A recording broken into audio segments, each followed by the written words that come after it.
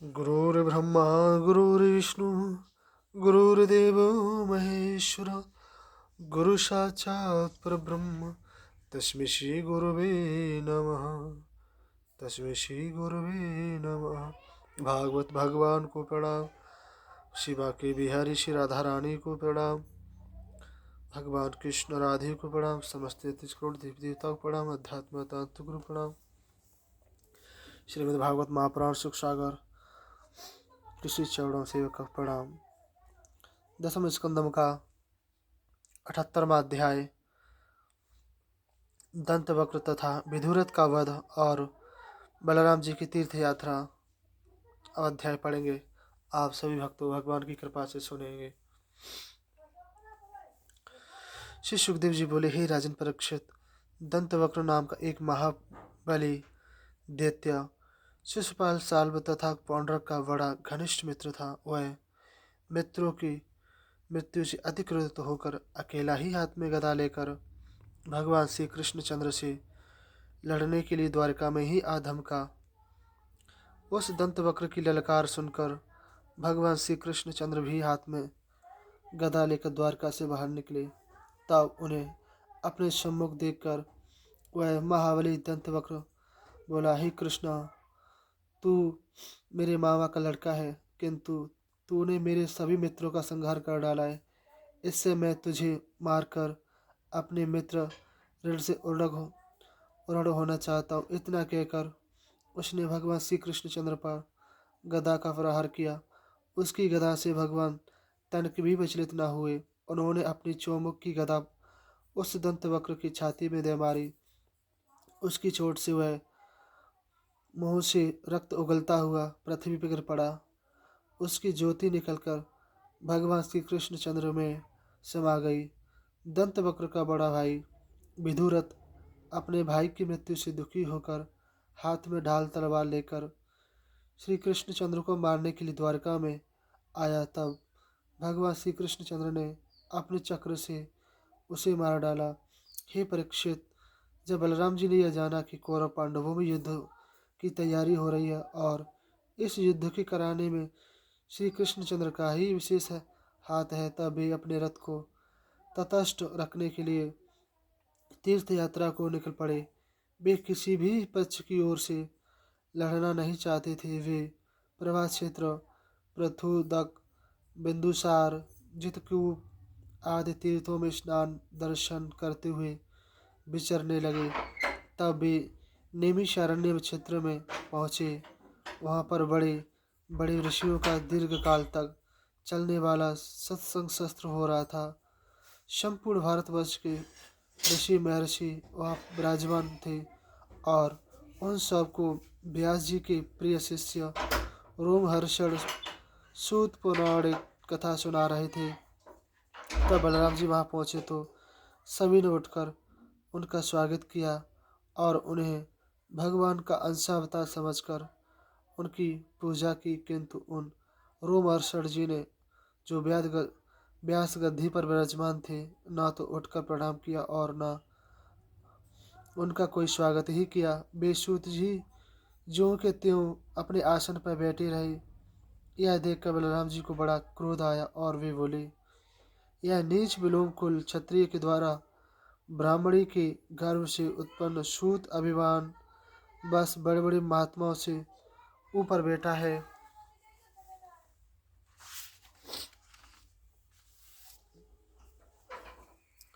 इसको अपने ज्ञान का अधिक घमंड है।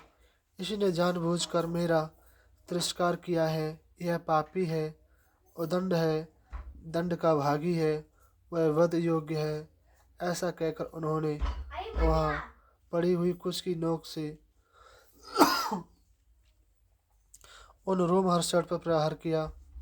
झट रोमहर्षण मर गए। उनकी इस कृतज्ञ को देखकर सभी ऋषि महर्षि हाय हाय करने लगे और बलराम जी से बोले, हे भगवान, आपने सूत जी को मारकर अच्छा नहीं किया।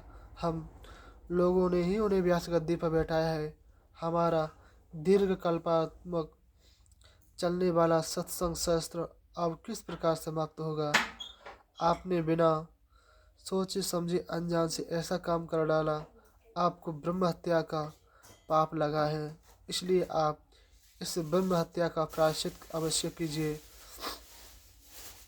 यदि आप ऐसा न करेंगे तो आपके न करने से सभी मनुष्य ऐसा ही आचरण करने लगेंगे, जिसके कारण फिर पाप की वृद्धि होगी। आपका अवतार तो धर्म की रक्षा के लिए ही हुआ है। तब बलराम जी बोले, मैं लोक शिक्षा के लिए अवश्य ही धर्म का आचरण करूँगा और जो उत्तम से उत्तम प्रायश्चित करेंगे वही करूँगा। यदि आप रोमहर्षण को ही चाहते हो तो मैं इन्हें अभिजीवित किए देता हूँ। तब ऋषियों ने कहा, हे भगवान, ऐसा कोई उपाय कीजिए जिससे आपका पराक्रम तथा इसकी मृत्यु झूठ न पड़े और हम लोगों ने तो इन्हें दीर्घ काल तक जीने का वरदान दिया था, वह मिथ्या न हो। तब बलराम जी बोले, हे ऋषियों, तुम पुत्र रूप में प्रत आत्मा ही स्वयं प्रकट होती है, अतः रोमहर्षण के पुत्र आपको कथा सुनाएंगे। मैं उन्हें अपनी शक्ति से दीर्घ आयु बल शक्ति दिए देता हूँ। अब आप इस ब्रह्म हत्या का प्रायश्चित भी बतलाइए। ऋषि लोग बोले, हे बलराम जी, यहाँ पर बलबल नाम का दानव हमारे धर्मशास्त्र में प्रत्येक वर्ष पर पर्व पर विघ्न उत्पन्न करता है। आप कृपा करके उसे मारकर हमारा हित कीजिए। तत्पश्चात आप एक वर्ष तक भारतवर्ष के सभी तीर्थों का सेवन कीजिए, तब आपकी शुद्धि होगी।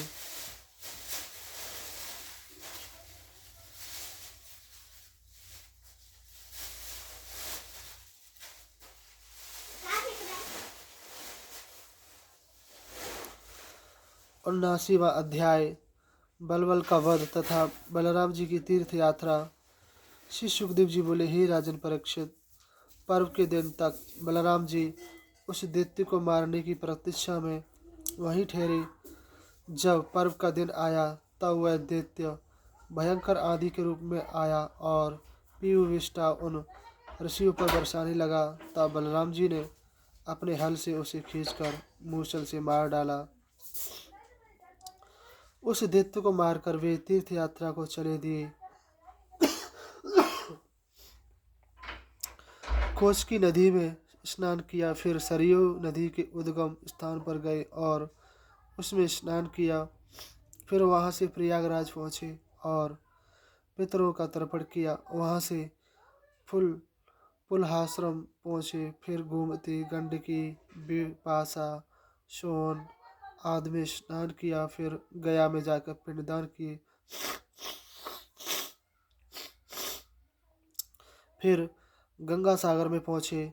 फिर परशुराम जी के दर्शनों के लिए महेंद्र पर्वत पर गए। वहाँ से गोदावरी आदि में स्नान करते हुए कैलाश पर्वत पर जाकर भगवान शंकर के दर्शन किए। वहाँ से बालाजी, शिव काशी, विष्णु काशी होते हुए श्री रंग क्षेत्र में गए। फिर मथुरा होते हुए दक्षिण में सेतु बंधु के दर्शन के लिए और किए और वहाँ ब्राह्मणों को 10,000 गोदान की। तत्पश्चात अगस्त मुनि के आश्रम होते हुए कन्याकुमारी पहुँचे। वहाँ से लौटकर पंचा प्रसरस क्षेत्र में स्नान किया और 10,000 गो दान की।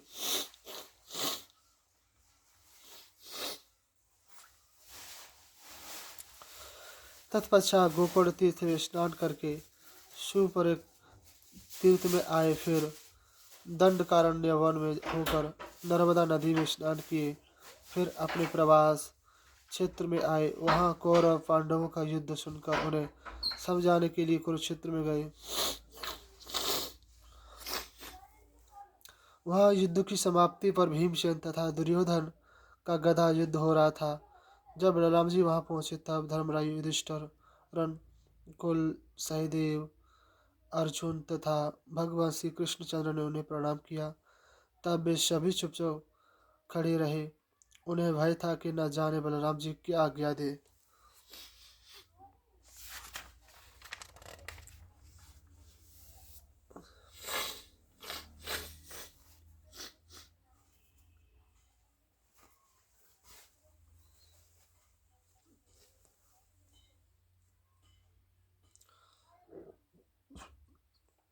तथा क्या कार्य करने इस समय यहाँ पधारे हैं। उस काल भीमसेन तथा दुर्योधन दोनों महाबली एक दूसरे को जीतने की इच्छा से उन्माद मतवाले होकर द्वंद्व युद्ध कर रहे थे। वे दोनों लहू से लथपथ थे, किंतु कोई भी युद्ध त्यागने की इच्छा नहीं कर रहा था। दोनों ही प्राणों की बाजी लगाकर दो उन्मत्त गजराजों की भांति लड़ रहे थे। वे क्रोध में भरकर अनेक बात के दाव पेच तथा पेतरे बदल रहे थे। तब बलराम जी ने कहा, हे दुर्योधन तथा भीमसेन, तुम दोनों ही महाबली हो, तुम्हारे बल तथा पौरुष भी महान समान ही है। मैं जानता हूँ कि भीमसेन बल में अधिक है, किंतु दुर्योधन कदा युद्ध अति कुशल है, दाव पेच तथा पैतरेबाजी अधिक जानते हैं। इस कारण मुझे तो तुम दोनों में से किसी की भी हार जीत दिखाई नहीं देती है। अब तुम लोग व्यर्थ में मत लड़ो, जो होना था तो हो गया। अब युद्ध बंद करो, इसी में तुम्हारी भलाई है। किंतु हे परीक्षित, वे तो शत्रु भाव के रंग में ऐसे डूब चुके थे कि उन्होंने बलराम जी के कथन पर तनिक भी ध्यान नहीं दिया और दोनों बराबर युद्ध करते रहे। उसी समय दुर्योधन को मारने की इच्छा से भगवान श्री कृष्णचंद्र का संकेत पाते ही दुर्योधन ने उछल कर भीमसेन पर गदा का प्रहार किया। तभी भीमसेन ने अपनी विशाल गदा घुमाकर दुर्योधन की जांग में मारे, जिसकी लगते जांग टूट कर गिर पड़ी और दुर्योधन पृथ्वी पर गिर पड़ा। तब भीमसेन ने क्रोध में आकर एक लात उसके सिर पर मारी।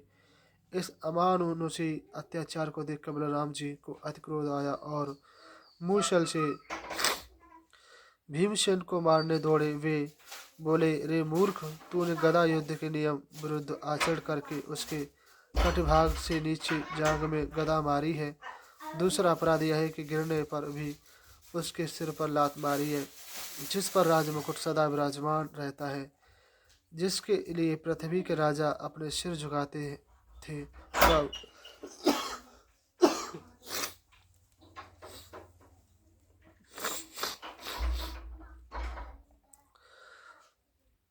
भगवान श्री कृष्णचंद्र ने बलराम जी को रोककर उन्हें शांत किया और उस दुर्योधन के अत्याचार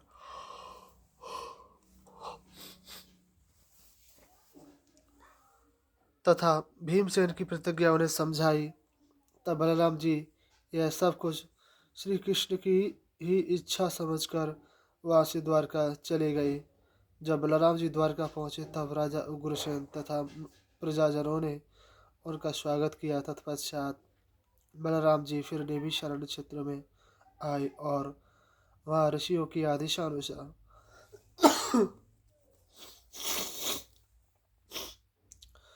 बलराम जी ने अनेकों यज्ञ किए। हे परीक्षित,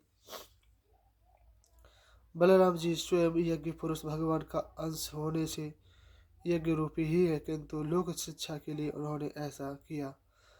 तत्पश्चात अपनी पत्नी रेवती जी के साथ यज्ञांत स्नान करके द्वारिकापुरी को लौट आए। जो प्रेमी भक्त बलराम जी के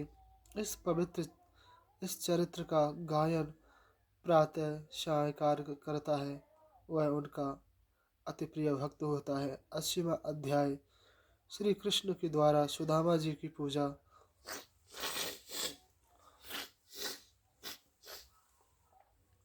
दोहा। विप्र सुदामा बसत इक प्रभु का भक्त महा, दीनहीन तनु जपत करे, देता सबको ज्ञान। दर्द से दुख पाए अति, गयो कृष्ण के द्वार, दो लोकन की रत दई, कीना प्रभु सत्कार। राजा परीक्षित बोले, हे भगवान, भगवान श्री कृष्णचंद्र जी अति ब्राह्मण भक्त और दुखियों के दुख दूर करने वाले थे, इसलिए मैंने सुना है कि उन्होंने सुदामा जैसे दीन को अपनी कृपा से निहाल किया था। उनकी कथा सुनाने की कृपा कीजिए। श्री सुखदेव जी बोले, हे राजन परीक्षित, सुदामा नाम का वह ब्राह्मण ब्रह्मज्ञानियों में श्रेष्ठ, विरक्त, शांति चित्त, जितेंद्रिय तथा श्री कृष्णचंद्र का परम प्रिय मित्र था। वह गृहस्थ होने पर भी संग्रह परिग्रह से दूर रहता था। प्रारब्धवश जो मिल जावे उसी में संतुष्ट रहता था। उसके फटे हुए वस्त्र थे तथा भोजन का अभाव सदा ही बना रहता था। उसकी पत्नी अपने पति को खिलाकर स्वयं भूखी रह जाती थी। दरिद्रता के कारण उसके अंग सूख कर कांटा हो गए थे। टूटी सी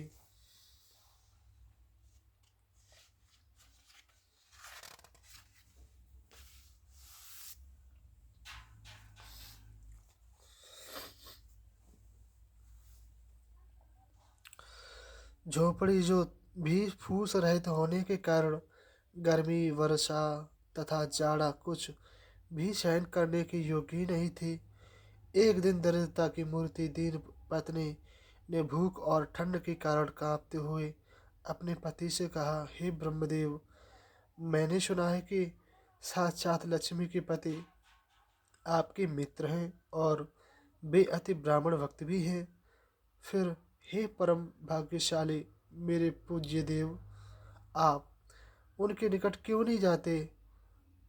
आपके समान तो कोई सौभाग्यशाली ही नहीं, जिसके जिनके मित्र स्वयं भगवान श्री कृष्णचंद्र जी हैं।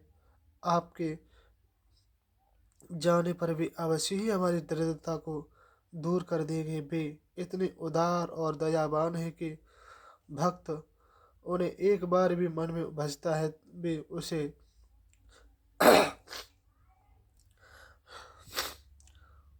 अपना सर्वस्व दान कर देते हैं। यदि वे आपको अपने भरण पोषण योग्य धन दे दे तो उनके लिए कोई नई बात नहीं है। पत्नी की यह बात सुनकर सुदामा जी बोले, हे प्रिय, इसमें तो कोई आश्चर्य नहीं है कि मेरे मित्र दीनबंधु और भक्तवत्सल है, किंतु जब इतना जीवन इस दरिद्रता में व्यतीत हो चुका है तो अब इस शेष जीवन के लिए मैं उनसे क्या याचना करने जाऊं? याचना करने पर मित्र भाव में स्वार्थपरता आ जाती है। इसलिए तो इस हट को त्याग कर जो भगवान ने दिया है उसी पर संतोष से जीवन यापन कर। सुदामा जी की ये बात सुनकर ब्राह्मणी बोले, हे पतिदेव, यदि एक समय को भी आधा पेट भोजन मिल जाता है तो मैं भी अपने हट को त्याग देती और तुम्हें कभी द्वारका जाने का कष्ट न देती। पत्नी का आग्रह सुनकर और उनकी अश्रुपूर्ण नेत्रों को देखकर सुदामा जी का हृदय दीनता के कारण दुखित हो उठा और उन्होंने भगवत दर्शन का परम लाभ समझकर चलने का विचार किया। उन्होंने अपनी पत्नी से कहा, हे प्रिय, मित्र के निकट जाने के लिए कुछ उनकी भेंट के लिए भी चाहिए। एक तो वे मित्र हैं, दूसरे वे राजा हैं, इसलिए कुछ न कुछ भेंट अवश्य चाहिए। तब ब्राह्मणी ने अपने पड़ोसन के यहाँ से 4 मुट्ठी चिवड़े लाकर सुदामा जी के फटे चितड़े में बांध दिए। तत्पश्चात सुदामा जी भगवान का स्मरण करके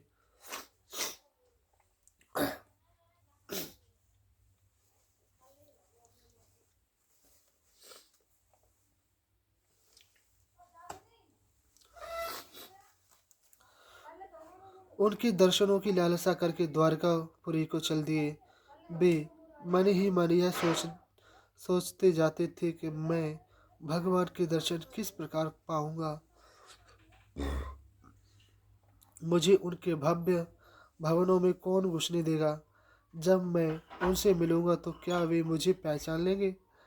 अवश्य ही पहचान लेंगे, क्योंकि वे बड़े भक्त वत्सल दीन दयालु हैं। इस प्रकार विचार करते हुए सुदामा जी द्वारका पहुंच गए। उन्हें ब्राह्मण समझकर किसी ने भी द्वारका में नहीं रोका। वे भगवान श्री कृष्णचंद्र के महलों में पहुंच गए।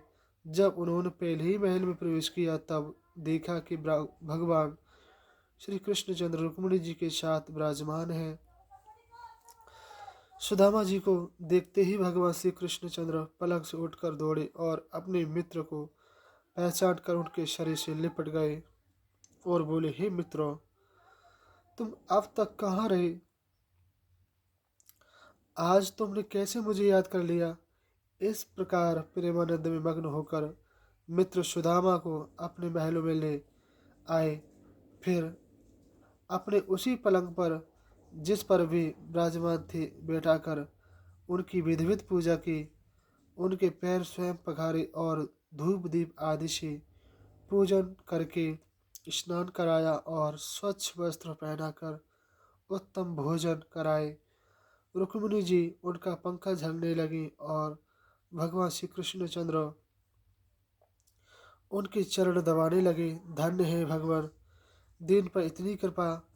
उनकी अन्य रानियां सुदामा जी की सेवा शुश्रूषा में लग गई। उस दीन तन छीण वस्त्रहीन ब्राह्मण को देखकर पत्नियां कहने लगी कि न जाने इस ब्राह्मण ने कौन सा पुण्य किया है कि जिसके त्रिलोकीनाथ भगवान श्री कृष्णचंद्र से इतना सत्कार पाया है, जिन्होंने अपनी प्रिय लक्ष्मी रुक्मिणी जी और भाई बलराम जी को त्याग कर इसको हृदय से लगाया है। जब ब्राह्मण देवता भोजन आदि से निर्वत होकर स्वस्थ चित्त हो गए, तब भगवान श्री कृष्णचंद्र अपना मित्र भाव प्रकट करते हुए अपने गुरुकुल की पिछली बातें स्मरण करने लगे। तब भी बोले, हे मित्रों,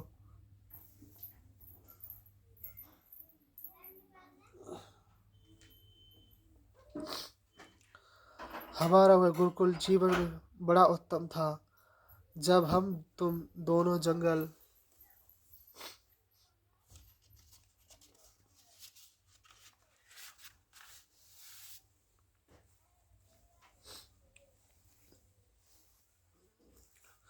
में लकड़ी लेने जाते, उस समय उस दोनों ही दिन भर लकड़ी काटते, गट्ठर बांधकर अपने सिर पर लाते, गुरु की सेवा करते। मित्र, एक दिन तो ऐसा हुआ कि हम तुम दोनों लकड़ी लेने गए। लकड़ी काट कर जब ही सिर पर रखी, तभी बड़ी भारी आंधी और वर्षा आई। उस समय हम तुम दोनों वर्षा की बौछारों के कारण इधर उधर भटकने लगे। तब हमारे परम दयालु गुरु सांदीपनी वहाँ आए और वे हमको वहाँ से साथ ले गए। हे मित्रों, गुरुकुल के निवास में ऐसी अनेकों घटनाएं हमारे साथ घटी, किंतु हम तुम सदा साथ साथ रहते थे। 81वां अध्याय, सुदामा की ऐश्वर्य प्राप्ति। श्री सुखदेव बोले, हे राजन परीक्षित, इसी भांति सुदामा जी भगवान श्री कृष्णचंद्र के निकट द्वारका में कई कई मास तक बड़े आनंद पूर्वक रहे। सुदामा जी का मन उस बैकुंठ धाम को त्यागने के लिए नहीं करता था। भगवान श्री कृष्णचंद्र जी की सेवा शुश्रूषा तथा प्रेम भाव में इतने मग्न हो गए थे कि वे अपने दुखनी पत्नी को भी भूल गए। किंतु भगवान श्री कृष्णचंद्र अपने मित्र के मन की इच्छाओं को जानने वाले थे। वे एक दिन बोले, हे प्रिय मित्रों, हमारी भाभी ने हमारे लिए क्या भेंट की सामग्री भेजी है। मेरे प्यारे भक्त मुझे थोड़ा सा भी प्रेम पूर्वक कुछ भी अर्पण करते हैं, मैं उसी में संतुष्ट हो जाता हूँ और मेरे लिए वह भी बहुत होता है। जो मुझे भक्ति भाव से फूल फल पत्ता अथवा जल ही अर्पण करता है, मैं उसमें तुरंत ही भोग लगा लेता हूँ। भगवान श्री कृष्णचंद्र के इस प्रकार कहने पर भी उस ब्राह्मण ने उनके वैभव को देखकर लज्जावश वे चिड़े निकाल कर नहीं दिए। उन्होंने लज्जा से अपना सिर नीचा कर लिया। हे परीक्षित, भगवान श्री कृष्णचंद्र अंतर्यामी और घट घट के जानने वाले हैं, उनसे कोई बात छिपी थोड़ी ही रही। वे सुदामा की इच्छा तथा पतिव्रता स्त्री द्वारा लक्ष्मी की कामना से द्वारका भेजना आदि सभी बातें जानते थे। तब उन्होंने सुदामा को अटल ऐश्वर्य देने के लिए बगल में छिपी हुई चिवड़े की पोटली को निकाल लिया और बड़ी आदर पूर्वक उसको खोलकर बोले, हे मेरे प्यारे मित्र, यह तो तुम बहुत ही मेरे मन की प्यारी भेंट लाए हो। इन चिवड़े से मैं ही संतुष्ट न होऊंगा, बल्कि यह सारा विश्व संतुष्ट हो जाएगा। इतना कहकर उन्होंने उसमें से एक मुट्ठी चिवड़ा खाए। जो ही दूसरी मुट्ठी खाने लगे, त्यों ही रुक्मिणी जी ने उनका हाथ पकड़ लिया और बोली, हे विश्वात्मन, बस इतना ही पर्याप्त है। इस लोक और परलोक के लिए आपने इस एक मुट्ठी चिवड़े से ही इस दीन ब्राह्मण को समृद्धशाली बना दिया।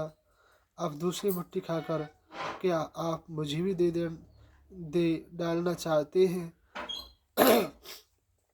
हे परीक्षित, सुदामा जी रात को भगवान श्री कृष्णचंद्र के निकट ही रहे और दूसरे दिन सूर्योदय होने पर उनसे विदा लेकर घर की राह ली।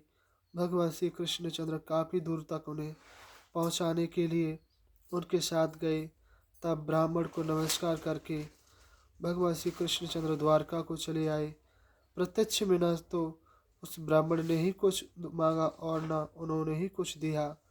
त्रिलोकी का ऐश्वर्य देने पर भी भगवान श्री कृष्णचंद्र को अपनी कृपणता पर अति लज्जा आई।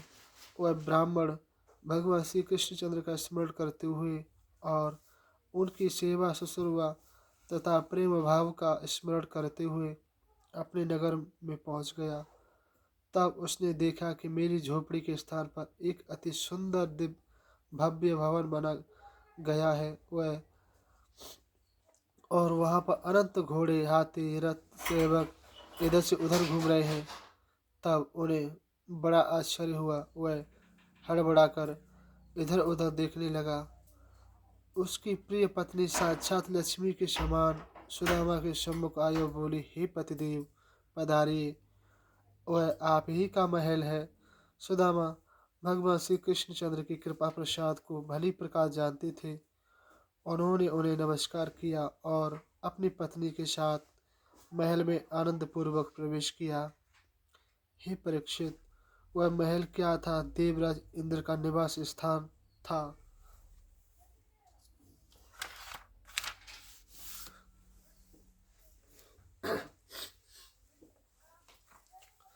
उसमें अनेक प्रकार के मणियों के खम्भ, हाथी के दांत के खम्भ, फैन की भांत कोमल बिछोने, सोने के सिंहासन, बहुत से दास दासियां थे। किंतु यह सब कुछ प्राप्त कर लेने पर भी परम ज्ञानी सुदामा का मन उसमें लीन नहीं हुआ।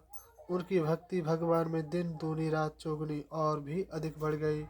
जो पुरुष इस कथा को सुनता है तथा पढ़ता है, वह कर्म बंधनों से मुक्त हो जाता है और उसे भगवान की प्राप्ति हो जाती है। 82वां अध्याय। भगवान श्री कृष्णचंद्र तथा बलराम जी का गोप और गोपियों से भेंट। श्री सुखदेव जी बोले, हे राजन परीक्षित, एक समय की बात है। सर्वज्ञास सूर्य ग्रहण का पर्व आया। उस पर्व में भारतवर्ष के नर नारी सूर्य ग्रहण स्नान के लिए समंत पंचक तीर्थ कुरुक्षेत्र में आए। यह तीर्थ वह है कि जिसको परशुराम जी ने क्षत्रियों के हृदय से 5 तालाब भरकर बनाया था। वहाँ पर परशुराम जी ने लोक मर्यादा की स्थापना के लिए प्रायश्चित स्वरूप उनके यज्ञ के किए थे।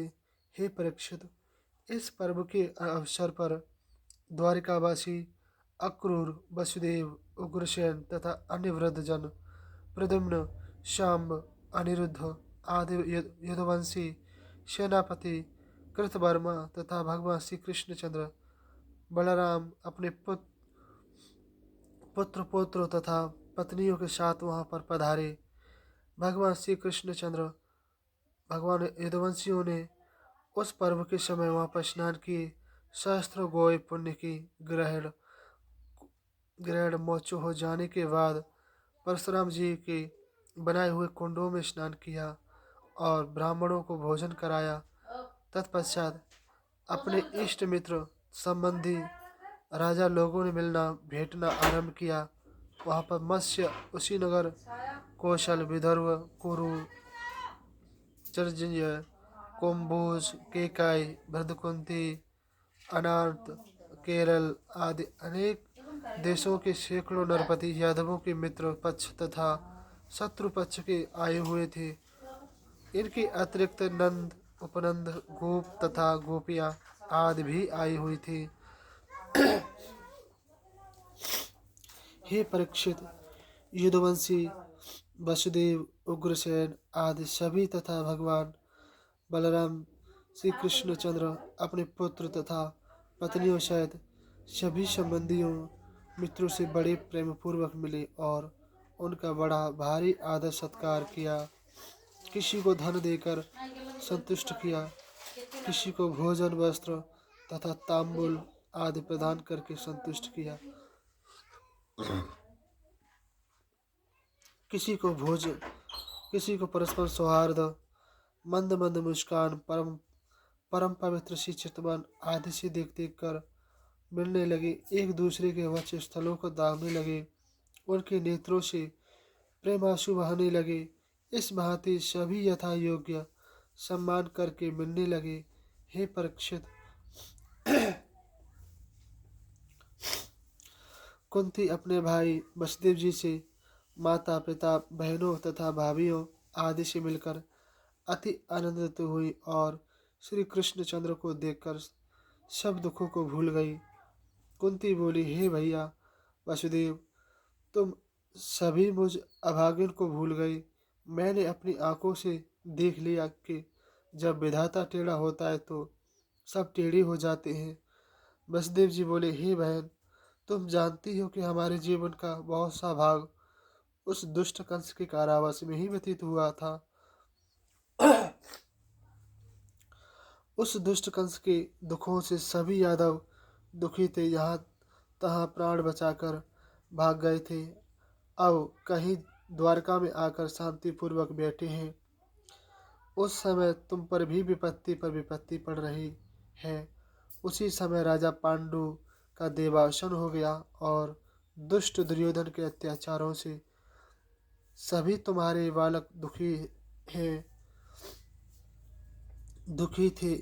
श्री सुखदेव जी बोले, हे राजन परीक्षित, उग्रसेन, वसुदेव आदि सभी युद्धवंशियों ने कुंती का बड़ा सम्मान किया।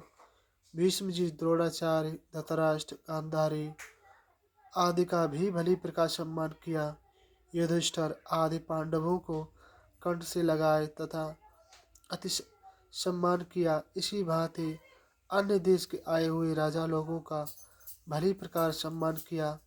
भगवान श्री कृष्णचंद्र तथा बलराम जी के उदार हृदय की उदारता,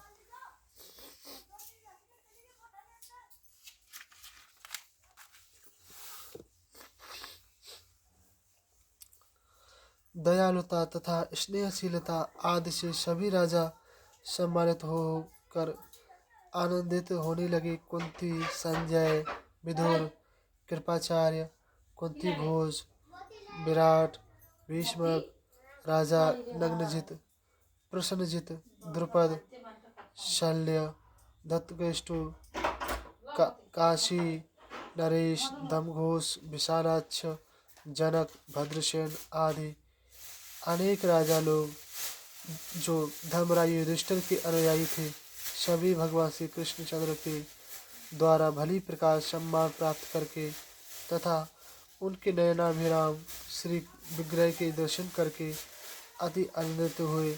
श्री सुखदेव जी बोले, हे राजन परीक्षित, जब नंद बाबा, यशोदा रानी तथा अन्य गोप गोपियों ने सुना कि यहाँ वसुदेव, उग्रसेन तथा श्री कृष्णचंद्र बलराम जी पधारे हुए हैं, तब वे उनसे मिलने के लिए वहाँ आए। सभी परस्पर एक दूसरे को गाढ़ भाव से आलिंगन करके अति प्रसन्न हुए, सब प्रेमानंद में विभोर हो उठे।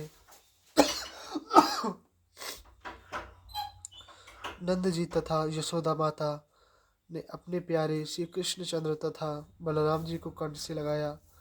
उनकी कंठ प्रेमानंद में विवल होकर रुद गया। श्री कृष्णचंद्र तथा बलराम जी ने नंद यशोदा के चरण स्पर्श किए, फिर गोप ग्वालों से अपने प्रिय सखा श्याम तथा राम को अपने अंकवार में भर लिया। वे प्रेमासु बहा बहा कर मिलने लगे। रोहिणी देवी की दोनों यशोदा रानी से मिली और बोली, हे यशोदा जी, आप लोगों ने हम पर बड़ी कृपा की है, उसे हम जन्म जन्म नहीं भूल सकते। हमारे पुत्रों को अपने पुत्र समझकर पाला पोसा, अपने नेत्रों की पुतलियों से भी अधिक प्यारा रखा। हमारे लिए आप लोगों ने अनेक कष्ट सहे। श्री सुखदेव जी बोले, हे राजन परीक्षित, जब उन गोपियों ने अपने प्रियतम श्री कृष्णचंद्र को देखा तो वे प्रेमानंद में मग्न हो गए।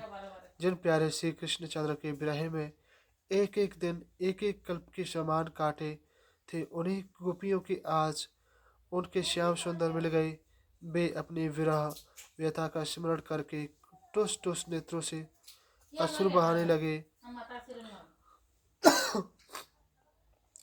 मानो चिर काल से बिछुड़े प्रेमी प्रियतम को प्राप्त करके उन्हें अपने दुखों का सागर दिखा रही हो, अथवा अपनी विरह व्यथा को नेत्र अश्रुओं द्वारा बहा रही हो। वे सभी गोपियां उनमें तन्मय हो गई।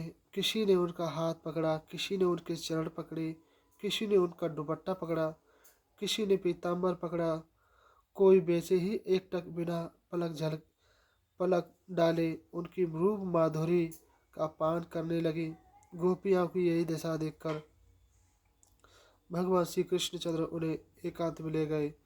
वहाँ उन्हें अपने हृदय से लगाया, उनकी विरह व्यथा शांति की, कुशल मंगल पूछा और हंसते हुए बोले, हे प्रिय सो, मेरे कारण आपने महान क्लेश सहे। हम तुम जैसी प्रियसु को छोड़कर शत्रुओं के चक्कर में फंस गए। हे प्रिय गोपियों, तुमने मुझे अवश्य ही अकृतज्ञ समझा होगा। तुम लोग मुझसे रुष्ट तो नहीं हो गई हो? यदि ऐसा है तो अपने प्यारे के प्रति अन्याय है। हे प्यारियों, मिलना, बिछुड़ना, संयोग, वियोग, ये सब प्रारब्ध अनुसार ही होते हैं। मुझे बड़ी प्रसन्नता है कि तुमको मेरा अनन्य प्रेम प्राप्त है, जो बड़े बड़े योगी जनों को भी उपलब्ध नहीं है। मेरे स्वरूप को प्राप्त करने का एकमात्र साधन मेरी प्रेम भक्ति ही है। हे प्यारी गोपियों, जितने भी भौतिक पदार्थ हैं उन सब में भीतर बाहर, आगे पीछे, बीच में, सर्वत्र में ही समाया हुआ हूँ। इस भांति समस्त प्राणियों में मैं ही निवास करता हूँ। मैं ही जीव हूँ, मैं ही आत्मा हूँ। जीव रूप से भोगता हूँ और आत्म रूप से सबका साक्षी हूँ। इन दोनों से भी ऊपर अविनाशी सत्य ब्रह्म में ही हूँ। यह सभी मेरे ही बास रहे हैं। श्री सुखदेव बोले, ही राजन परीक्षित, उस आध्यात्म ज्ञान का उपदेश भगवान श्री कृष्णचंद्र ने उन गोपियों को दिया, जिसके प्राप्त करने से वे अपने लिंग शरीर को नष्ट करने में समर्थ हो गए और सदा के लिए भगवान की प्राप्ति कर ले। वे बोले, हे भगवान, इस संसार सागर से पार करने में आपके चरण कमल ही समर्थ हैं। हम ग्रह गृहस्थी में फंसी रहती हैं। केवल ऐसी कृपा कीजिए जिससे आपके चरणों का सदा हमें ध्यान रहे, उन्हें कभी ना भूलें।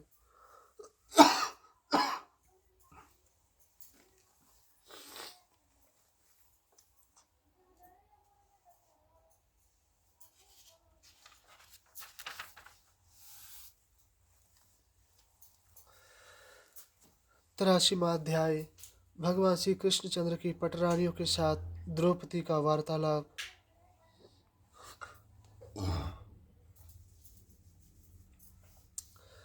पटरानी श्री कृष्ण की मिली द्रौपदी से आए, कुशल पूछी बेटी सभी, करत बात सुख पाए। श्री सुखदेव जी बोले, हे राजन परीक्षित, जब सभी नरपति, पूज्य जन, गुरुजन भगवान श्री कृष्णचंद्र जी की अनेक भांति से स्तुति कर रहे थे, उधर पांडवों की प्रिय रानी द्रौपदी भगवान श्री कृष्णचंद्र की पटरानियों से प्रेमा लाप कर रही थी। द्रौपदी जी बोली, हे देवियों, तुम सबको भगवान श्री कृष्णचंद्र ने किस प्रकार वर्ण किया है, मैं उनकी यह लीला सुनना चाहती हूँ, क्योंकि वे आदि पुरुष भगवान हैं।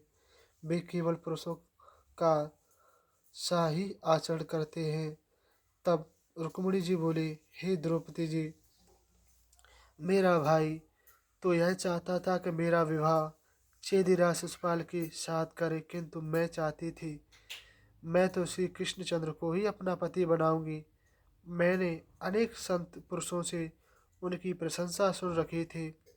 तब मुझे वे हर कर जरासंध शिशुपाल आदि के देखते देखते द्वारका ले आए और मेरा पाणी ग्रहण किया। सत्यभामा बोली, द्रौपदी जी, मेरे पिता ने अपने भाई प्रसेन की मृत्यु का मिथ्या कलंक द्वारकानाथ पर लगाया। उस कलंक को मिटाने के लिए भी जामवंतु को जीतकर उससे प्रसेनजीत की मणि ले आए और मेरे पिता सत्यजित को दे दी। इससे लज्जित होकर मेरे पिता ने मणि सहित मुझे द्वारकानाथ को अर्पण कर दिया। जामवती बोली, हे द्रौपदी जी, उस मणि को खोज करते समय युद्धपति मेरे पिता की गुफा में पहुंचे। तब पिता ने 27 दिन तक उनसे युद्ध किया। तब उन्हें यह पता चल गया कि ये उनके स्वामी राम हैं। तब उन्होंने मणि सहित मुझे उनके चरणों में समर्पण कर दिया। कालिंद्री बोली, हे पांडव प्रिय, मैंने इन्हीं ब्रजनाथ की प्राप्ति के लिए कठिन तपस्या की। एक दिन तुम्हारे पति अर्जुन तथा ब्रजनाथ दोनों मेरे निकट गए। मुझे अपनी भक्ति में लीन देखकर ब्रजनाथ ने मुझे वरण किया लिया। मैं सदा उन्हीं के चरणों में लीन रहती हूँ। मित्रवंदा बोली, हे कृष्णा, मुझे यदुपति स्वयंवर से जीत कर ले आए। मैं तो सदा यही चाहती हूँ कि जन्म जन्मांतर तर सदा मेरे स्वामी यही यदुपति रहें। सत्या बोली, हे पांचाली, मेरे पिता ने 7 बैल एक साथ ही नाथने की कठोर प्रतिज्ञा कर रखी थी। देश देश के राजा आए, किंतु कोई भी प्रतिज्ञा पूरी नहीं कर सका, किंतु मेरा चित्त सदा यदुपति में ही रहता था। अतः अपने प्रेमी जन की सुध लेने वाले यदुपति स्वयं मेरे निगर में गए और उन 7 बैलों को नाथ कर मुझे प्राप्त कर लिया। भद्रा बोली, हे द्रौपदी जी, मैंने स्वामी यदुनाथ मेरे मामा के पुत्र हैं, किंतु मेरी इच्छा इन्हीं को वरण करने की जानकर मेरे माता पिता ने मुझे इनको समर्पित कर दिया। लक्ष्मणा बोली, हे द्रौपदी जी, देवर्षि नारद जी के मुख से भगवान श्री कृष्णचंद्र की लीलाओं को सुनकर मेरा मन उन्हीं में आसक्त हो गया था। हे सम्राज्ञी, मेरे पिता वत्सन ने भी तुम्हारे पिता की भांति यह प्रतिज्ञा की थी, जो कोई स्वयंवर में मत्स्य भेद करेगा वही मेरी प्यारी पुत्री को वरण करेगा। बहन, मेरे स्वयंवर की मत्स्य में तुम्हारे स्वयंवर की मत्स्य यह विशेषता थी, वह बाहर से भी ढक दिया गया था। भेदने वाला केवल जल में परछाई ही देख पाता था। हजारों देश देश के नरपति मेरी प्राप्ति के लिए मत्स्य भेदन के लिए पहुंचे, लेकिन कोई भी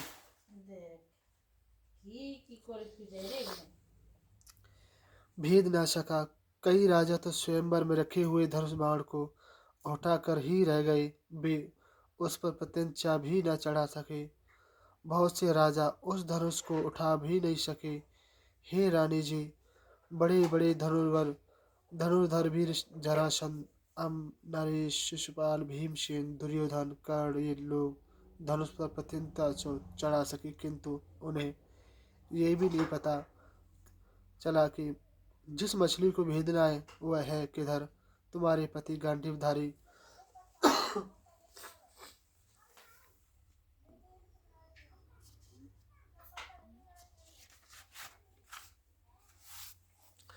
अर्जुन ने मछली की परछाई जल में देख ली और यह भी समझ गए कि वह मछली कहाँ है। उन्होंने बड़ी सावधानी से निशाना भी लगाया, किंतु वे मत्स्य भेद न कर सके, केवल बाण से स्पर्श ही हो पाया। हे रानी जी,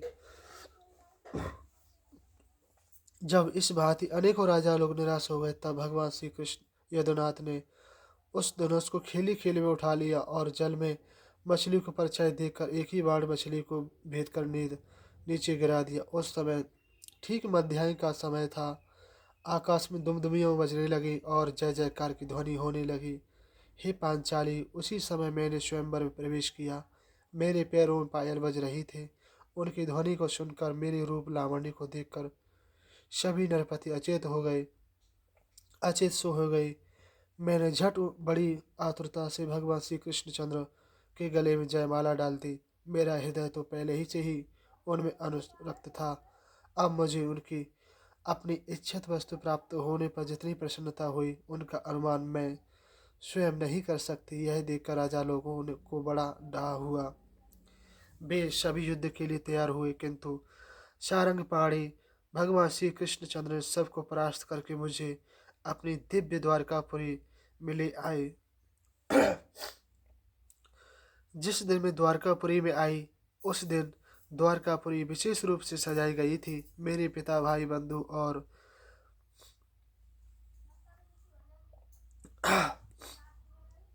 अत्यंत प्रसन्न हुए। उन्होंने असंख्य दास दासी रत्न राशि दहेज में दी। 16,000 पत्नियों की ओर से रोहिणी जी बोली, हे द्रौपदी जी, भौमासुर पृथ्वी से सारे राजाओं को जीतकर उनकी कन्या को हर कर लाया था और उसने उनको अपने साथ ब्याहने के लिए एक बंदी गृह में बंद कर दिया था। किंतु हम सब भगवान श्री कृष्णचंद्र के अतिरिक्त और किसी को अपना पति नहीं बनाना चाहते थे।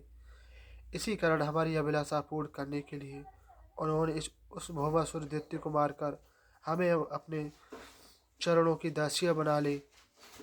हे पांचाली, हमें अपने स्वामी को छोड़कर साम्राज्य, इंद्रपद, अणिमा आदि सिद्धियां, ब्रह्मा का पद, यहाँ तक कि सालोक्य और सारूप्य मुक्ति की भी इच्छा नहीं है। केवल हम इन्हीं के चरणों में अपना सिर रखे रहती हैं। 84वां अध्याय। अब जे कल पढ़ेंगे भगवान की जय। भागवत भगवान के श्री चरणों में प्रणाम प्रणाम प्रणाम।